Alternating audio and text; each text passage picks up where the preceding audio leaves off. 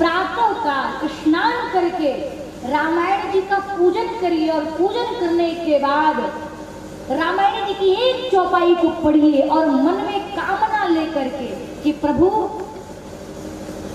हमारी एक इच्छा पूरी कर दीजिए। ये नहीं कि 1000 इच्छा हो, केवल एक इच्छा, और वो भी अच्छी इच्छाएं होनी चाहिए, अच्छी मनोकामनाएं होनी चाहिए, जिससे कल्याण की भावना नजर आए। तो ये रामचरितमानस गोस्वामी जी कहते हैं कि 6 महीना पूर्ण नहीं होते, ये रामचरितमानस हमारी समस्त प्रकार की मनोकामनाओं को पूर्ण करने में हमारी सहायता करती है। बोले रामचरितमानस के अंदर हमारी भावना होनी चाहिए। तो कैसी भावना? गोस्वामी तुलसीदास जी कहते हैं कि परमात्मा के प्रति भावना रखनी चाहिए। कैसी भावना? आपने उड़ीसा में एक कथा सुनी होगी, उड़ीसा जगन्नाथ जी की, सभी लोग जानते हैं। वहां एक बूढ़ी माई थी। एक दिन क्या हुआ, एकादशी का व्रत चल रहा था, तो भगवान श्री ठाकुर जी को, जगन्नाथ जी को दिन के 11 बजे व्रत का सामान लेकर के गया पुजारी भगवान को भोग अर्पण करने। और भगवान तो बालक स्वरूप है, भगवान को जो दे दो वो खा लेते हैं। पुजारी तो लेकर के गया, लेकिन भगवान उस दिन व्रत में थे। व्रत के कारण मेरे प्रभु का चेहरा मुरझा गया और उधर से वो बुढ़िया माई गुजरी। बुढ़िया माई घर घर भिक्षा मांग के खाती, एक दृष्टांत है। घर घर बुढ़िया माई भिक्षा मांग के खाया करती थी। उस सीढ़ी पर जगन्नाथ जी को जब देखी तो बोली, प्रभु आज आपका चेहरा क्यों मुरझाया हुआ है? परमात्मा से जब प्रेम से बोलोगे ना भैया, तो भगवान की मूर्ति से भी आवाज आती। भगवान ने उस बूढ़ी माँ से कहा कि माँ आज एकादशी है और पंडित जी लोग तो व्रत है ही, साथ में मुझे भी भूखा रख दिया। आज मेरी तृप्ति नहीं हुई, मतलब मेरा पेट नहीं भरा। बुढ़िया मैया ने एक ही बात कहा, ठाकुर जी ऐसा है, मैं घर पे जाती हूँ और आपके लिए अभी पकवान बना के लाती। हो गई, न नहाई न चौका साफ किया, जूठे ही बर्तन में उसने भगवान जगन्नाथ जी के लिए क्या बनाया? खिचड़ी बनाई। जल्दी जल्दी में क्या बनाएगी, उसके पास तो कुछ था ही नहीं। जो भीख मांग करके लाती थी वही उसके पास था ही।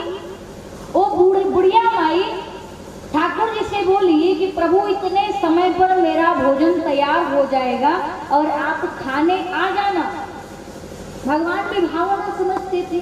वो बुढ़िया माई आई और उसी रात के जूठे बर्तन में उस बूढ़ी माई ने खिचड़ी बनाई और बना करके न नहाया न चौका साफ किया और गरम गरम खिचड़ी और इतनी बड़ी घी की बटकी उसके ऊपर रख दी। और ठाकुर जी बाहर गेट पर आए। उस बुढ़िया मैया ने कहा, कन्हैया अंदर आ जाओ, मैंने खिचड़ी बनाई है, खा लो। भगवान खाए और खा करके चल दिए। भगवान ने उस बूढ़ी माई से कहा, माँ आप मेरे लिए रोज बनाएंगी? बूढ़ी माँ ने कहा, कन्हैया मैं तेरे लिए रोज बनाऊंगी, जब तक जीवित रहूंगी तब तक बनाऊंगी। ऐसा प्रतिदिन चलता रहा। न नहाती थी, न धोती थी, कुछ नहीं करती थी। सुबह उठती थी और सबसे पहले खिचड़ी बना के रखती और ठाकुर जी आते थे और उसकी खिचड़ी खाते थे। एक दिन फिर से एकादशी आई। जब एकादशी आई, एकादशी का समय हुआ, भगवान का पुजारी जी व्रत फलाहार लेकर के मंदिर में पहुंचे। घंटी की आवाज आई। भगवान खिचड़ी खा रहे थे और खिचड़ी खाते खाते भगवान के हाथ में और मुख में जो सना हुआ था, भगवान घंटी की आवाज को सुनकर के भागते भागते जगन्नाथ जी में आके बैठ गए। और जैसे ही पुजारी जी ने भगवान का कपाट खोला तो क्या देखा कि भगवान के मुख में खिचड़ी लगी हुई थी और हाथ खिचड़ी से सने। उस पुजारी जी ने कहा कि कन्हैया तुम्हारी चोरी की आदत अभी भी नहीं गई, इतने बढ़िया बढ़िया पकवान खिलाता हूँ फिर भी किसके यहाँ खिचड़ी खाने जाते। भगवान तो उस समय कुछ बोले नहीं क्योंकि पुजारी जी से डांट पड़ गई थी और पुजारी जी को पता भी था कि बुलाने कोई और नहीं आता है, वो एक बूढ़ी माई ही आती है। एक दिन बड़े पुजारी जी पहुंचे और जब रास्ते में वो बूढ़ी माई मिल गई तो बड़े वाले पुजारी जी ने कहा, अरे ओ बूढ़ी मैया ठाकुर जी को खाना खिलाती है? बोली हाँ, कन्हैया रोज खाना खाने आता है। पुजारी जी ने कहा कि देख वो भगवान है और भगवान को नहा करके पूजा करके चौका लगा करके तब कीर्तन करते करते खाना बनाया जाता है, तब खाना पवाया जाता है। बुढ़िया ने कहा ठीक है, आज ऐसा ही करूंगी। घर में झाड़ू लगाने लगी, उसी वक्त भगवान आए और आकर के बोले, जल्दी कर मां, जल्दी कर मां। भगवान आए तो झाड़ू लगाती रही, उसने भगवान की बात को अनसुनी कर दी। उसने कहा कि कन्हैया है, आ जाएगा। फिर इसके बाद वो बूढ़ी माई नहाने गई, भगवान फिर आए, फिर यही आवाज लगाए और जब आवाज लगाए फिर आए भगवान तीसरी बार, तो उस वक्त वो खिचड़ी को पका रहे। भगवान बोले जल्दी कर दे माँ, जल्दी कर दे माँ। भगवान ने 3 बार यही आवाज लगाया, लेकिन भगवान आज खाली पेट लौट गए। जब लौट गए तो ठाकुर जी जगन्नाथ जी के विग्रह से आंसू टपक रहे। पुजारी जी ने भगवान को रोता हुआ देखा तो पुजारी जी भगवान के चरणों में बैठ गए और बोले, प्रभु आज आपके रोने का कारण क्या है?